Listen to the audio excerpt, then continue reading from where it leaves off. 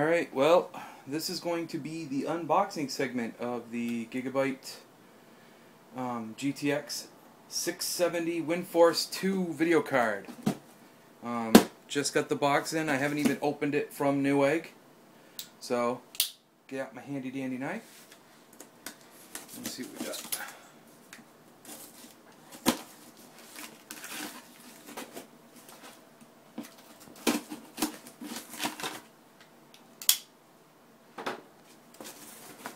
Paper.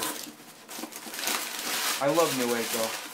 Newegg is one of my favorite places, period, to get anything from. They are absolutely amazing.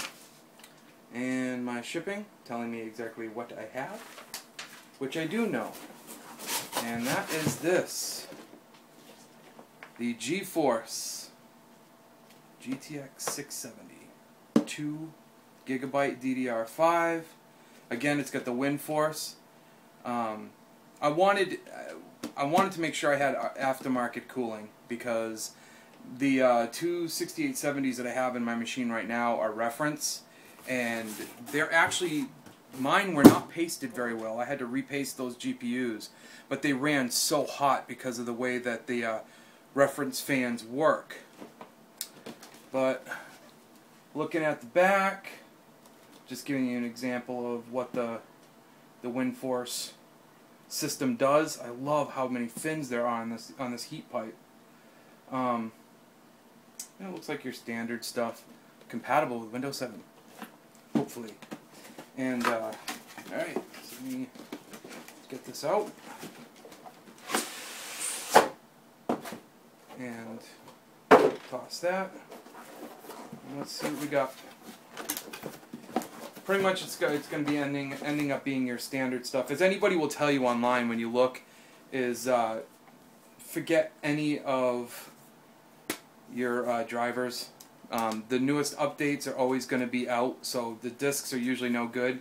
Unless there's, maybe there's something on here that is like an application that hasn't been updated yet. You could check out the disc if you want, but 90% of the time, if not more, 99% of the time, you're going to find better drivers and updates to applications online than you are out of the box. And this looks like your standard installation guide in more languages than I speak. And what do we got here? A couple of 4-pin Molex. Well, these are 3-pin in here. But Molex to your PCI, this being an 8-pin PCI, this being a 6, because on here is a 1.6 and 1.8 PCI connector, but I have the Thermaltake Black Widow 850 watt power supply that takes care of all that. Doesn't seem to be anything else in the box, so we can get rid of that, and we can get to the card itself, which makes me happy. Real happy. Makes me happier if my mic was plugged all the way in. But it wasn't. But that's how reviewing goes. Anywho, this is a beast of a card. Okay, so with my previous video that I started doing with the unboxing, I realized that most of the time the card was not even in the shot. And so, with this being my first set of reviews and stuff, hopefully have a little patience with me, but I thought I would pull the card back out and show you. It's a very, very well constructed card. I mean, look at the way that they designed the heat pipes and the fins. I mean, this thing's going to stay tremendously cool. I'm never going to overclock it because I'm typically one that doesn't believe in overclocking.